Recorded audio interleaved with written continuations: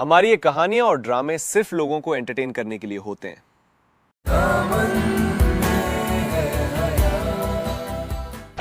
उसकी इज्जत महफूज है मम्मा, और आप तो जानती हैं कि आमिर से मेरी लड़ाई इसी बात पर हुई। ठीक है, तो फिर तुम सारी दुनिया को पकड़ पकड़ कर हया की बेगुनाही का सबूत दो।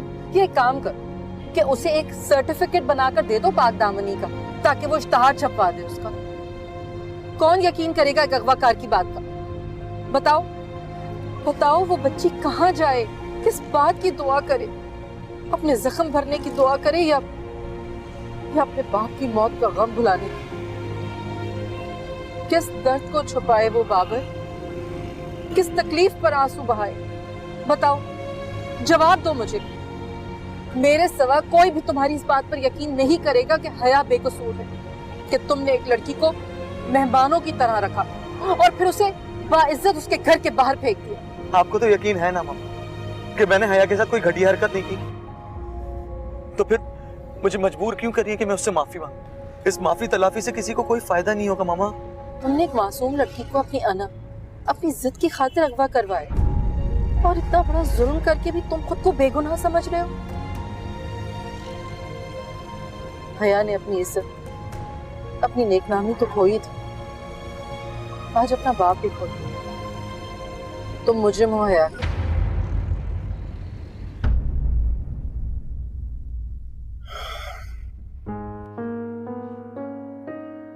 बेटा, अम्मी को इस वक्त हम सबकी बहुत जरूरत है, खास तौर पर तुम्हारी। प्लीज अपने आप को संभालो। आया,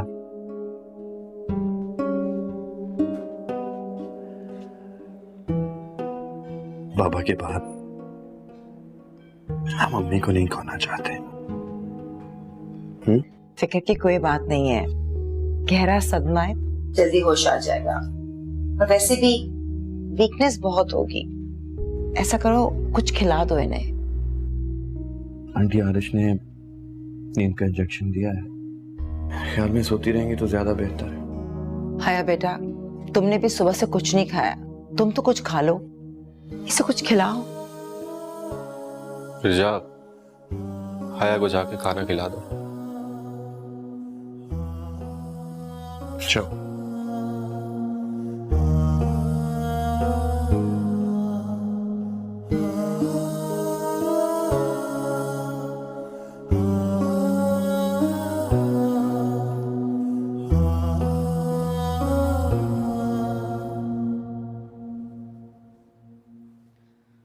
तुम यहाँ बैठो, मैं तुम्हारे लिए खाना लेकर आती हूँ।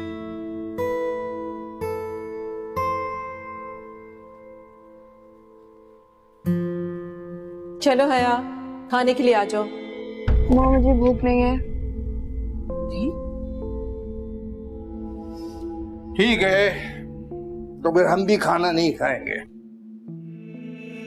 तुम्हें पता है, बचपन में जब तुम खाना नहीं खाती थी तो तुम्हारे बाबा भी नहीं खाते थे। कहते थे मेरी बेटी भूखी सो गई है तो मैं कैसे खाना खा लूं। बाबा,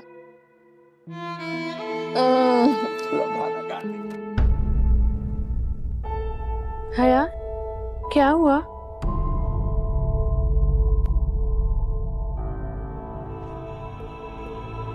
वो यहाँ क्यों आया था? वो किसकी बात कर रही हो? अनजान मत बनो, तुम अच्छी तरह जानती हो कि मैं किसकी बात कर रही हूँ। हया, आई स्वेयर मैं नहीं जानती उसको मोइज अंकल की डेथ का किसने बताया और वो यहाँ क्यों आया था। मैं अपने गुनहगार को तो माफ कर सकती हूँ, लेकिन मैं अपने बाबा के कातिल को कभी माफ नहीं करूंगी।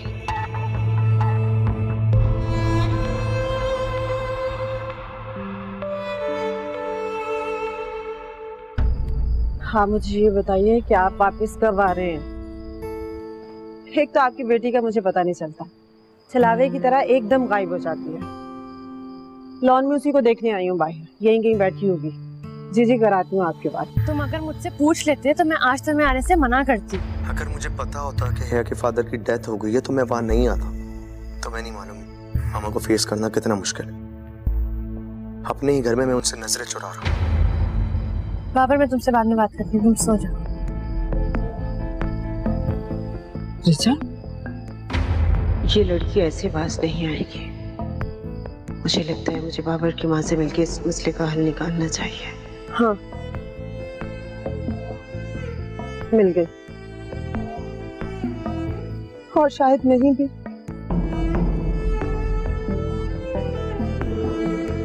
वो बाबर से ही बात कर रही थी। आप फिक्र मत करें, मैं जाऊंगी बाबर के घर, कल ही जाऊंगी और उसकी वालिदा से करूंगी बात।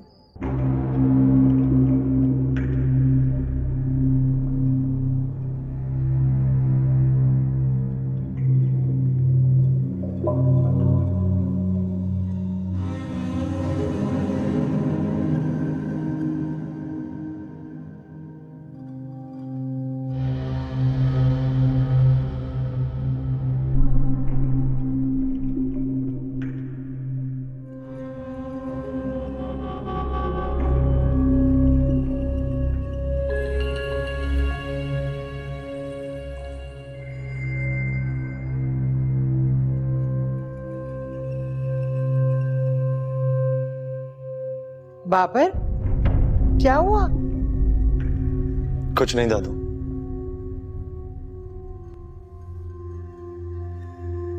तुम्हारी माँ ने छोटी सी गलती पर तुम्हें तख्तेदार पे लाके खड़ा कर दिया।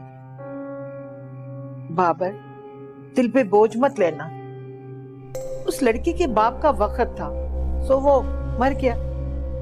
ना जाने कितने लोग रोजाना किसी न किसी वजह से मर जाते हैं, कोई उसका जिम्मेदार नहीं होता। मौत बरक है। जिसका टाइम कुदरत ने लिख दिया है उसे इस दुनिया से जाना ही है। मगर दादू, मामा ये बात क्यों नहीं समझ रही? बेटा, मेरी एक बात कान खोलकर सुन लो। तुमने उस लड़की के घर की दहलीज पे कदम नहीं रखना। मैं कहाँ जाना चाहता हूँ, वो तो मामा मुझे लेके गई थी। मुझे लगता है कि फिर लेकर जाएंगी। तुम्हारी माँ तुम्हें इंसाफ के नाम पर कुर्बान करने पे तुली हुई है। सुबह होने दो, मैं मेजबिन से खुद बात करती हूँ। नहीं दादू, प्लीज आप मुझसे कोई बात मत कीजिए। आप दोनों जब भी उलझते हैं मुझे टेंशन होती है। अब मैं देखता हूँ कि मामा क्या डिसीजन लेती है।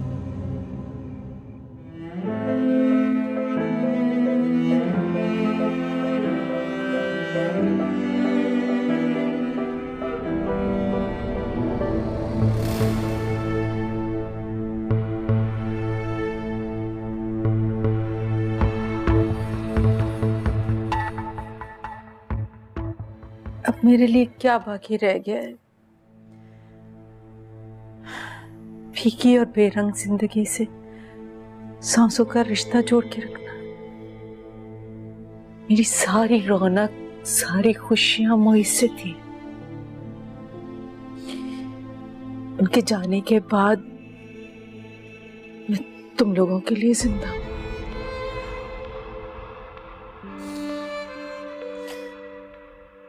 मैं उनकी निशानियों को सीने से लगा के अपनी बाकी जिंदगी सुकून से गुजारना चाहती हूँ।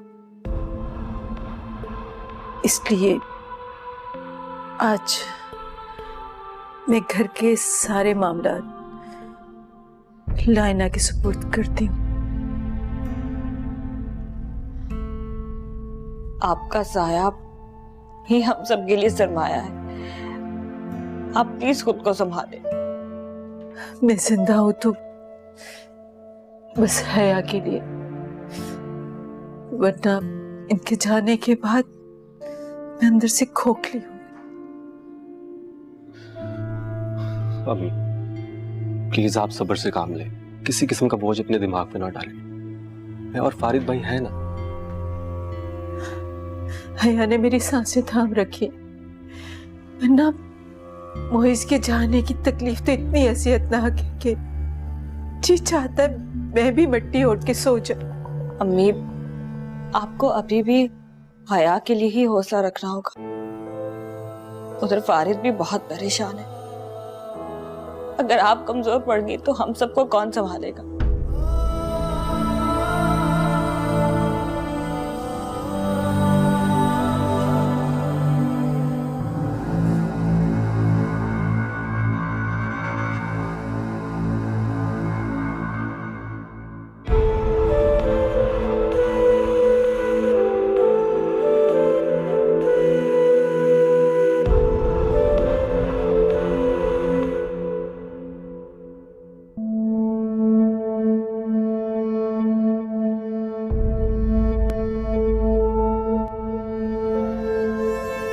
आप यहाँ क्या लेने आई?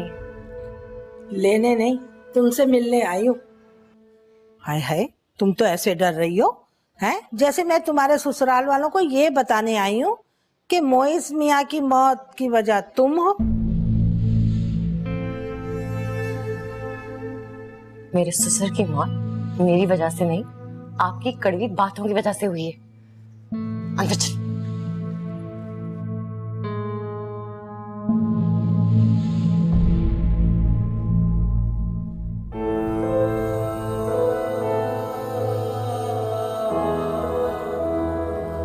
क्या हुआ हया? कुछ नहीं।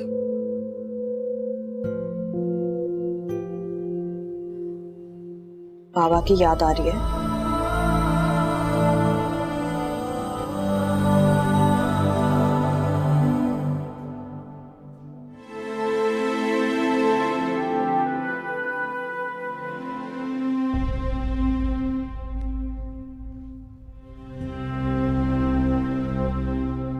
अस्सलाम वालेकुम।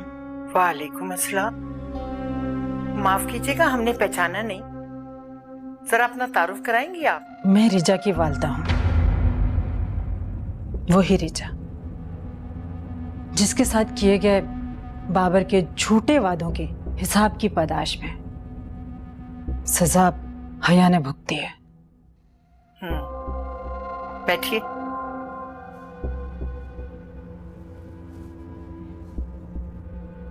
तो क्या आपकी बेटी फिर लापता होगी, जो उसे तलाश करने उसकी दोस्त की तरह यहाँ चली आई? लगता है आपको अपनी बेटी पे जरा कंट्रोल नहीं है। देखिए, मैं आपकी उम्र का लिहाज कर रही हूँ और आपको भी चाहिए आप जो भी बात करें सोच समझ के करें।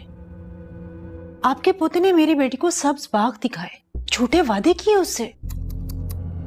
तो क्या तुम्हारी बेटी बहुत छोटी है, नादान है? और बाबर जिस हाई सोसाइटी में मूव करता है वहां दोस्ती वक्त गुजारने को कहते हैं, अच्छा वक्त गुजारने को। और तुम्हारी मिडिल क्लास बेटी ने उसके ख्वाब देखना शुरू कर दिए। ऐसे ही रवैये बिगड़े हुए लड़कों को मजीद तबाह कर देते हैं। उनके नजदीक लड़कियां एहसास से आ रही बस खेलने की चीज रह जाती हैं। अच्छा, चलो यूं ही सही, हमने अपने पोते को बर्बाद कर दिया। तुम यहाँ क्या करने आ गई हो?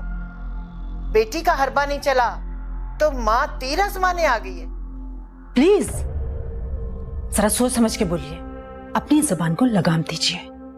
आपका पोता न जाने कितने लोगों का मुजरिम है और आप उसके गुनाहों पर पर्दा डाल रही हैं। बस, मेरे पोते पे उंगली उठाकर पर्दा तो तुम डाल रही हो अपनी बेटी के काले करतूत पर। इससे पहले कि हम मजीद बेइज्जत करें, निकल जाओ यहाँ से। चली तो मैं जाऊंगी,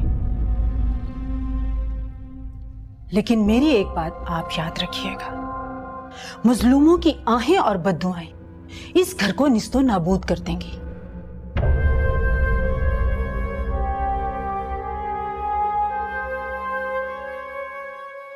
बस बेटा, मोइस साहब के जनाजे में शरीक होने का दुख सारी उम्र का दुख हो गया है। आई वाज ट्रेवलिंग, मैं अभी डायरेक्ट एयरपोर्ट से यहाँ आ रहा हूँ। कल मैं नहीं बयान कर सकता बाबा ने हम सबकी तरबियत कैसी की। फिर जाने के बाद खुद को संभालना बहुत मुश्किल हो रहा है। मैं नहीं बता सकता कि मैंने खुद को किस तरह संभाला। शायद ये हौसला, ये हिम्मत भी बाबा की तरफ से। ठीक कह रहे हो बेटा, मोइस साहब जैसे लोग इस दुनिया में बहुत कम रह गए। क्या पर्सनैलिटी थी।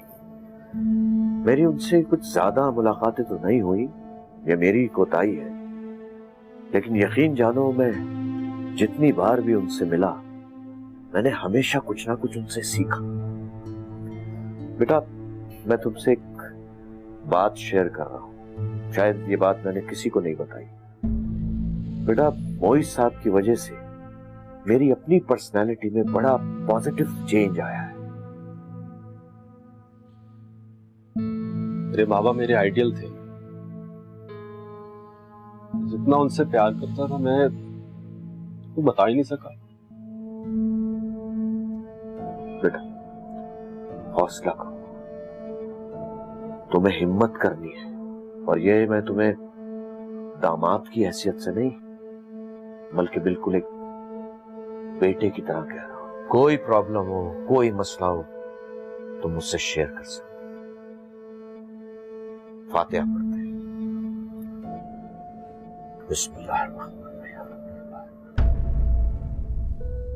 हया, मुझसे वादा करो मेरे जाने के बाद एक आंसू भी नहीं बहाओगी। मैं जल्दी वापस आऊंगी, ओके? मुझे तन्हाई से बहुत डर लग रहा है। क्या तुम कुछ दिनों के लिए यहीं रह सकती हो? अभी जाने दो, जल्दी वापस आऊंगी और साथ में तुम्हें भी ले जाऊंगी। बाबर ने मुझसे बदला लिया, मगर उसका गम बाबा नहीं सह सके। उसने मेरे बाबा को मार दिया रिजा। मुझे उससे सख्त नफरत है रिजा। मौत एक हकीकत है हया, कोई किसी को नहीं मारता। वो मेरा और मेरे बाबा का मुजरिम है और तुम अभी भी उसकी मोहब्बत में गिरफ्तार उसके लिए एक लफ्ज सुनने को तैयार नहीं हो। हर मुजरिम सजा काटने के बाद माफी का हकदार ठहरता है।